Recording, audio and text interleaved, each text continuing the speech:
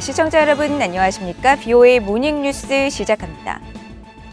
미국 국무부가 북한의 올해 6번째 미사일 도발을 유엔 안전보장이사회 결의 위반으로 규정하고 국제사회에 대한 위협이라며 규탄했습니다.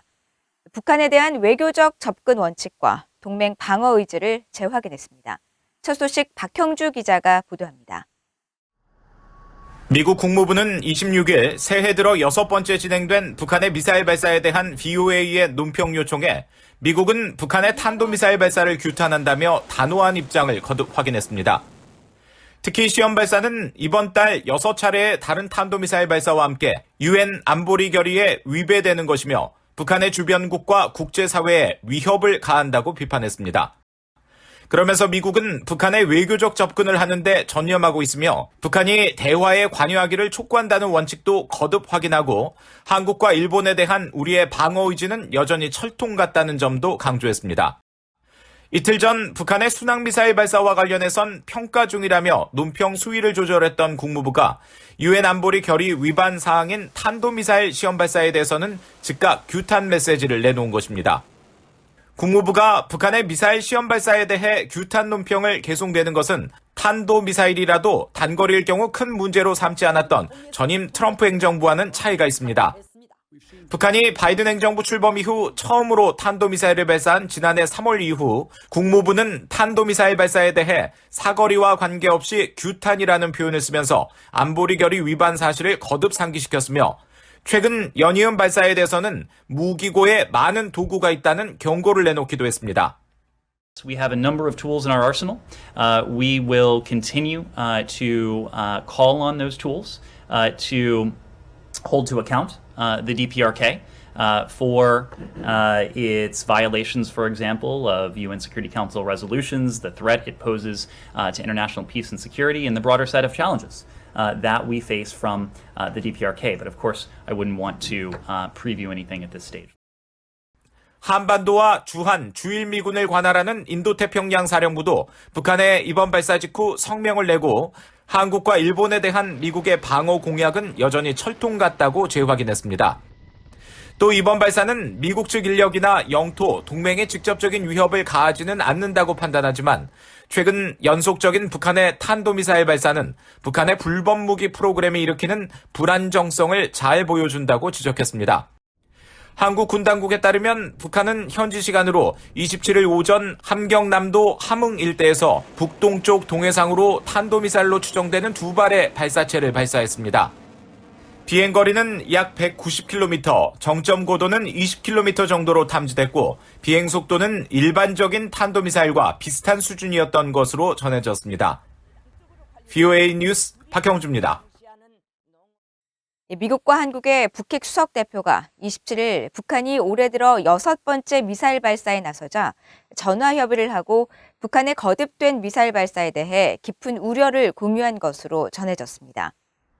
성킴 미국 국무부 대북특별대표와 노규덕 한국 외교부 한반도 평화교섭본부장은 이날 전화 협의에서 추가적인 상황 악화 방지가 기요하다는 공통인식을 바탕으로 긴밀한 미한 공조하에 북한의 대화 복귀를 위해 관련국들과 협력을 지속 강화하기로 했다고 한국 외교부가 밝혔습니다. 또 청와대는 이날 북한의 연속된 미사일 발사는 한반도와 지역의 평화와 안정을 바라는 우리와 또 국제사회의 요구에 반하는 것으로 매우 유감스럽다는 입장을 발표했습니다.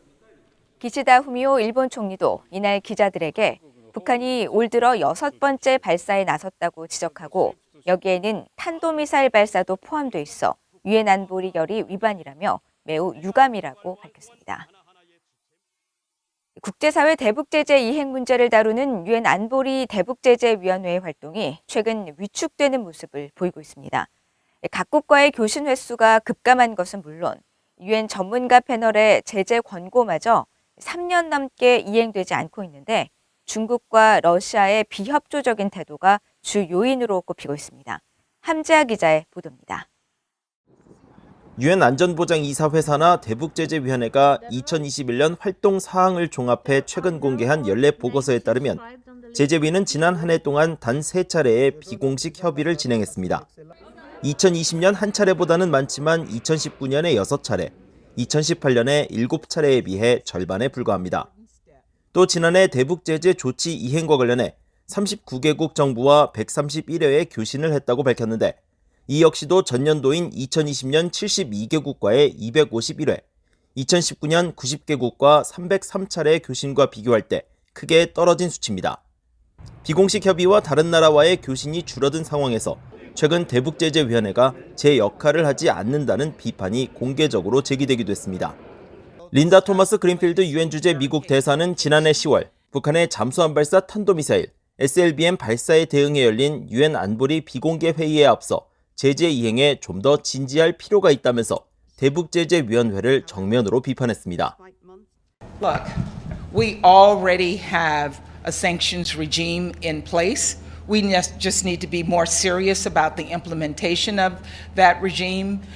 Frankly, the 1718 committee is not doing its job. We need to enforce these violations. We need to ramp up the implementation of the sanctions. 대북제재위원회는 지난 2018년 10월 선박 3척을 제재한 것을 끝으로 3년 넘게 제재 명단에 대상자를 추가하지 않고 있습니다. 최근에는 미국이 북한 국적자 5명을 제재 명단에 포함할 것을 제안했지만 중국과 러시아가 사실상의 거부 조치인 보류를 요청하면서 어떤 조치도 취해지지 않았습니다.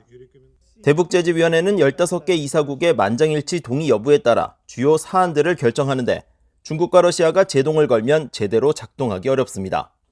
The committee can designate, but it probably won't because 1718 committee actions are by consensus. So given the obstructionism that you see in the Security Council by Russia and China over adopting any response to the ballistic missile tests, it's unlikely that you will get any designations through 1718.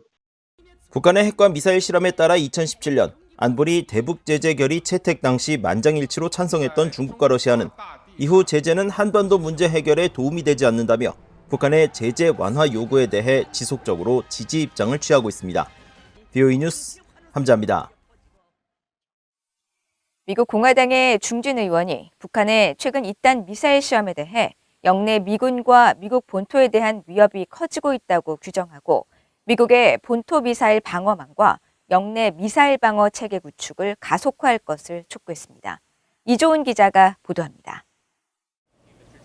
미국 하원 군사위원회 준비태세 소위원회 공화당 간사인 마이클 왈츠 의원은 북한의 최근 잇단 미사일 시험이 영내 미군과 미국 본토에 대한 위협을 높이고 있다고 지적했습니다. 플로리다주 출신의 왈츠 의원은 26일 VOA에 북한이 최근 쏟아낸 미사일 시험은 불안정한 북한 지도자가 미국 본토와 영내 미군에 가하는 위협을 증대시킨다고 밝혔습니다. 북한이 핵과 장거리 미사일 시험 재개 가능성을 시사하고 2018년 폭파 당시 폐쇄됐다는 풍계리 핵실험장을 여전히 유지 운영하고 있다는 분석이 제기된 상황에서 새해 들어 5번째 미사일 시험 발사로 무력 시위가 이어가자 미국 의회에서는 북한의 위협이 커지고 있다는 경고의 메시지가 다시 나온 겁니다. 왈츠 의원은 특히 미국의 본토 미사일 방어망이 북한의 위협을 상쇄하도록 하고 괌을 비롯한 영내 미사일 방어 체계 강화가 시급하다고 강조했습니다. 바이든 행정부가 진행 중인 미사일 방어 검토를 통해 미국의 본토 미사일 방어가 북한의 위협을 능가하도록 하고 괌에 배치된 미사일 방어 체계와 같은 영내 핵심 역량을 가속화할 필요가 있다는 겁니다. 미국 의회에서는 북한의 미사일 위협 증대에 대응해 이 같은 미국 본토 방어망 강화가 필요하다는 지적이 잇따르고 있습니다. 앞서 지난 5일 하원 군사위 공화당 간사인 마이크 로저스 의원도 VOA에 미국 본토 미사일 방어 역량이 북한의 위협보다 확실히 앞서 있도록 하는 것이 가장 중요하다면서 이 점이 바이든 행정부의 미사일 방어 검토에 분명히 명시돼야 한다고 강조했습니다.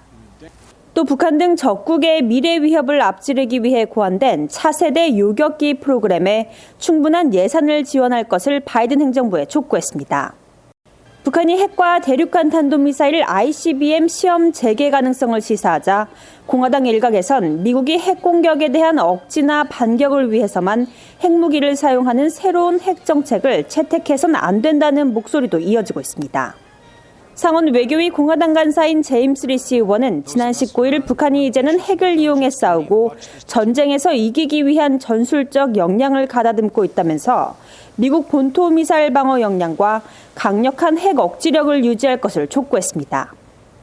리시 의원은 그러면서 바이든 행정부가 핵무기 정책을 단일 목적으로 수정해선 안 된다며 이런 변화는 동맹을 약화할 것이라고 강조했었습니다. VA 뉴스 이존입니다. 북한이 오는 5월 유엔 제네바 군축회의 순회 의장국을 맡은 것에 반대하는 대규모 시위를 계획하고 있다고 유엔 활동을 감시하는 민간단체가 밝혔습니다. 제네바에 본부를 둔 유엔 감시 민간단체인 유엔워치의 힐렐 노이어 사무총장은 26일 BOA에 북한이 국제사회의 유일한 다자군축 협의체인 유엔 군축회의를 주재하는 것은 비양심적 처사라고 비판하며 이같이 밝혔습니다. 또 유엔워치는 북한이 의장국을 맡는 터무니없는 상황에 앞서 100여 개 민간단체들과 이에 반대하는 시위를 조직할 예정이며 미국과 캐나다, 영국 등 다른 모든 자유민주주의 국가에 북한이 5월에 의장국이 되면 군축회의를 보이콧할 것을 촉구하고 있다고 말했습니다.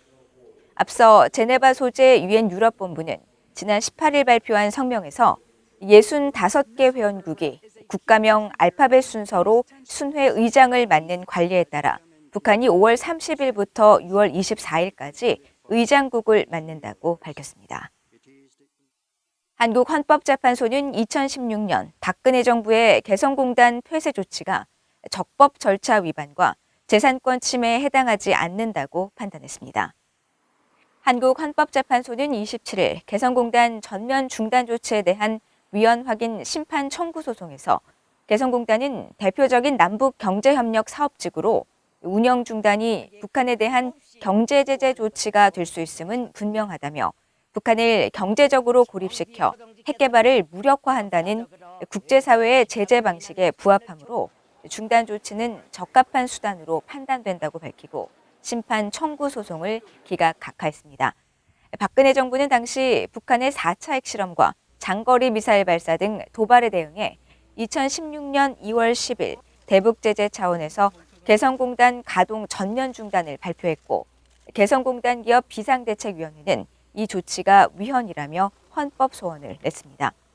개성공단 기업 비상대책위원회는 이번 판결에 대해 헌재가 정부의 일방적이고 위법적인 조치에 경종을 울리고 개성공단 재개의 계기를 마련해 줄 것을 기대했지만 현실적인 어려움만을 고려한 게 아닌지 실망과 함께 아쉬움이 크다며 피해 기업들에 대한 정당한 보상이 반드시 이루어져야 한다고 주장했습니다.